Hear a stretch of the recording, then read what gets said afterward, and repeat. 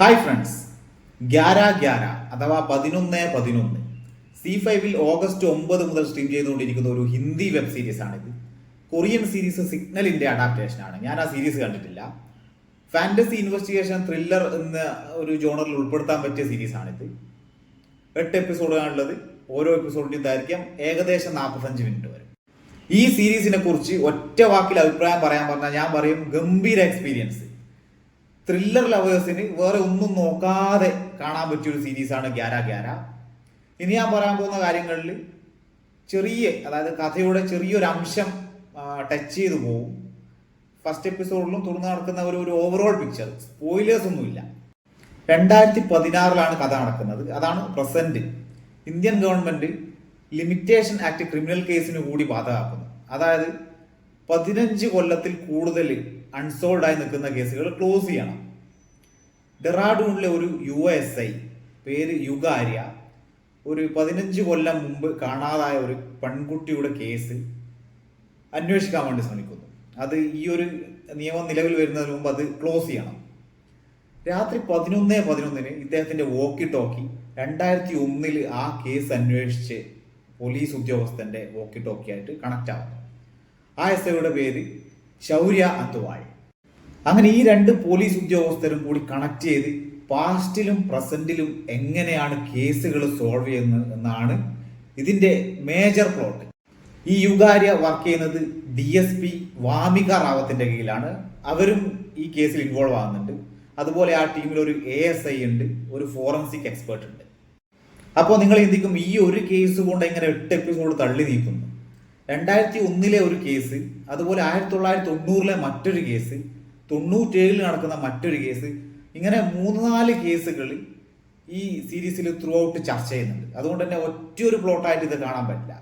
ഇതിന്റെ സ്റ്റോറി വളരെ ക്രിസ്പാണ്. 8 എപ്പിസോഡ് ഉണ്ടെങ്കിൽ കൂടി അനാവശ്യമായ വലിച്ചു നീട്ടൊന്നുമില്ല. പല സീരീസിലും നമ്മൾ കാണുന്നത് ഉദ്യോഗസ്ഥന്മാരുടെ ഫാമിലി ബാക്ക്ഗ്രൗണ്ട് ഒക്കെ വെറുതെ ഇങ്ങനെ കാണിക്കും. ഇതിൽ വേണ്ടത് മാത്രമേ കാണിക്കുന്നുള്ളൂ. പിന്നെ പെർഫോമൻസ് ഒക്കെ ഗംഭീരാണ്. യുഗാര്യ എന്നുള്ള USI ആക്കുന്നത് രാഘവ് ജുയാൽ. ചിലപ്പോൾ പേര് കേട്ടാൽ നിങ്ങൾക്ക് അറിയണമെന്നില്ല പലർക്കും.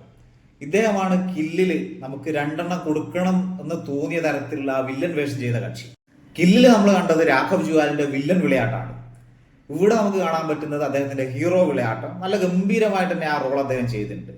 DSP വാമിക റാവത്ത് എത്തിയിരിക്കുന്നത് കൃതിക കമ്ര എന്നുള്ള നടിയാണ്. അവരും നല്ല രീതിയിൽ പെർഫോം ചെയ്തിട്ടുണ്ട്. പിന്നെ ഈ പാസ്റ്റിലുള്ള പോലീസ് ഓഫീസർ ശൗര്യ അന്തുവാള എത്തിയിരിക്കുന്നത് ധൈര്യ കർവ എന്ന പേരിലുള്ള നടിയാണ്. ഈ 2 നടന്മാരെയും ഞാൻ മുമ്പ് കേട്ടിട്ടേ ഇല്ല. ഈ ലീഡ് ആക്ടേഴ്സ് എല്ലാവരും വളരെ ഗംഭീരമായിട്ട് പെർഫോം ചെയ്തിട്ടുണ്ട്. അതുകൂടാതെ സപ്പോർട്ടിങ് ആക്ടേഴ്സും എല്ലാവരും. അങ്ങനെ കാസ്റ്റിന്റെ ഒക്കെ പെർഫോമൻസിലൊന്നും ഒരു നെഗറ്റീവും പറയാനില്ല. പിന്നെ പറയേണ്ടത് ഇതിന്റെ ലൊക്കേഷൻ. ഉത്തരാഖണ്ഡിലെ ഡെറാഡൂൺ, മുസൂറി, ഈ 2 ലൊക്കേഷനാണ് മെയിനായിട്ട് കാണിച്ചിരിക്കുന്നത്. അതിന്റെ ബ്യൂട്ടിയൊക്കെ നല്ല രീതിയിൽ തന്നെ പോർട്രേ ചെയ്തിട്ടുണ്ട്. പിന്നെ മറ്റൊന്ന് പറയാനുള്ളത് ഇതിലെ ഡീറ്റെയിലിംഗ് ആണ്. നമുക്കറിയാം 2000 ഉത്തരാഖണ്ഡ് ഉണ്ടായിരിക്കുന്നത്. അപ്പോൾ 2000 ശേഷം കാണിക്കുന്ന സീനുകളിലൊക്കെ നമുക്ക് പോലീസ് ജീപ്പിൽ ഉത്തരാഖണ്ഡ് പോലീസ് എന്നാണ് കാണാൻ പറ്റുക. 2000 മുമ്പ് കാണിക്കുന്നതൊക്കെ ഉത്തർപ്രദേശ് പോലീസ് എന്നും കാണാൻ പറ്റും. പല വെബ് സീരീസുകളും ഫേസ് ചെയ്ത ഒരു ഇഷ്യൂ എന്താണെന്ന് വെച്ചാൽ ഫിനാലെ എപ്പിസോഡ് എങ്ങനെ ഡീൽ ചെയ്യണമെന്ന് ഇവർക്ക് അറിയില്ല. അങ്ങനെ ഒരു തട്ടിക്കൂട്ട് ക്ലൈമാക്സ് ഒരുക്കും. ഇവിടെ ഫിനാലെ എപ്പിസോഡും ഗംഭീരമാണ്. ഒരു ക്ലിഫ് ഹാങ്ങറിലാണ് ഇതിന്റെ ക്ലൈമാക്സ് കൊണ്ടുപോയി നിർത്തിയിരിക്കുന്നത്.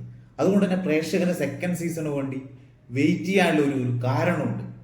നമ്മൾ പ്രൈമിലും നെറ്റ്ഫ്ലിക്സിലും ഒക്കെ കാണുന്ന പല നല്ല സീരീസുകളെയും പ്രത്യേകത ഇതാണ്. എന്തുകൊണ്ടാണ് ആൾക്കാർ സെക്കൻഡ് സീസൺ അല്ലെങ്കിൽ തേർഡ് സീസണിന് വേണ്ടി കാത്തിരിക്കുന്നത് എന്നുള്ളതിന്റെ കാരണം ആ ഒരു ഫിനാലെ എപ്പിസോഡ് ഗംഭീരമായതുകൊണ്ടാണ്. ഇപ്പൊ ഞാൻ പഞ്ചായത്ത് സീസൺ 4 വെയിറ്റ് ചെയ്യുന്നത് പഞ്ചായത്ത് സീസൺ 3 ആ ഒരു ഫിനാലെ കൊണ്ടാണ്. ഇനി ഇതിന്റെ റേറ്റിംഗിലേക്ക് വരാം. ഞാൻ കൊടുക്കുന്നത് 4.5 ഔട്ട് ഓഫ് 5. ഈ അടുത്ത് കണ്ടതിൽ വെച്ച് വളരെ മികച്ച ഒരു ത്രില്ലർ അനുഭവം. ഞാൻ പറയാൻ വിട്ടുപോയ 2 കാര്യങ്ങൾ. ഇതിന്റെ പ്രൊഡക്ഷൻ ധർമ്മ പ്രൊഡക്ഷൻസ് ആണ്. നമ്മൾ പൊതുവേ കരൺ ജോഹറിനെ കുറ്റം പറയാനുണ്ട്, നെപ്പോട്ടിസം പ്രൊമോട്ട് ചെയ്യുന്ന ആൾ എന്ന രീതിക്ക്. പക്ഷേ കില്ല് അദ്ദേഹം 2 ന്യൂ കമേഴ്സിനെ കൊണ്ടുവന്നു. ഇപ്പോൾ ഇതിലും രാഘവ് ജുവാലിനെ അദ്ദേഹം പ്രൊമോട്ട് ചെയ്യുന്നു. അങ്ങനെ കരൺ ജോഹറിനെ കുറ്റം പറയേണ്ട കാര്യമില്ല എന്നുള്ള രീതിയിലേക്കാണ് പിന്നെ ഇതേപോലെയുള്ള സീരീസുകളും കില്ല് പോലെയുള്ള സിനിമകളും ചൂണ്ടിക്കാണിക്കുന്നത്. മറ്റൊന്ന്, ഞാൻ ഇതിലെ നടിയെക്കുറിച്ച് പറഞ്ഞല്ലോ, കൃതിക കാമ്ര എന്നുള്ള നടി. അവരെ കാണുമ്പോൾ എനിക്കൊരു യാമി ഗൗതത്തിന്റെ ഒരു സിനിമ കാണുന്ന ഫീലാണ് കിട്ടിയത്. ഏകദേശം ഫേസ് കട്ടും ആറ്റിറ്റ്യൂഡൊക്കെ അങ്ങനെ തന്നെയാണ് ഉള്ളത്.